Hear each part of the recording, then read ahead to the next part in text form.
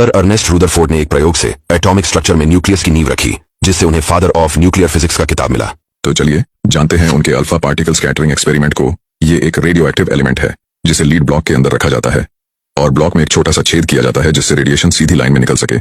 इस radio active element से alpha particles emit होते हैं और एक अल्फा पार्टिकल एक हीलियम एटॉम के बराबर होता है। इस रेडियो एक्टिव सोर्स के आगे एक 210 नैनोमीटर पतला गोल्डन फॉइल रखा जाता है। फिर गोल्डन फॉइल के चारों ओर सर्कुलर शेप में जिंक सल्फाइड की स्क्रीन रखी जाती है जिसकी मदद से अल्फा पार्टिकल्स डिटेक्ट किए जा सके। आखिर में फॉइल और सोर्स के बीच में ग्लास स्लाइड को रखा जाता है। देखिए, जब अल्फा रेज लीड ब्लॉक से सीधी लाइन में निकलकर ग्लास स्लाइड से होकर गोल्ड फॉइल से टकराती है, अब हम ऑब्जर्व करते हैं कि अल्फा रेज में मौजूद अल्फा पार्टिकल्स स्क्रीन पर अलग अलग जगह पर टकराते हुए दिखते हैं। ज्यादातर अल्फा पार्टिकल्स बिना डिफ्लेक्शन के सीधे पास हो गए, जिससे हमें पता चला कि एटम का ज्यादातर हिस्सा खाली होता है।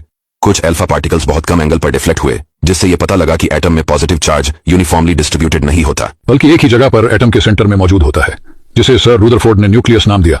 और लगभग 12,000 पार्टिकल्स में से एक अल्फा पार्टिकल फॉइल से टकरा के 180 डिग्री पर बाउंस बैक हुआ। इस एक्सपेरिमेंट के बेसिस पर सर अर्नेस्ट रदरफोर्ड ने हमें बताया कि इलेक्ट्रॉन न्यूक्लियस के अराउंड रिवॉल्व करते हैं और एटम का 99.9% मास न्यूक्लियस में मौजूद होता है। न्यूक्लियस का आकार एटम के मुकाबले में काफी छोटा होता है।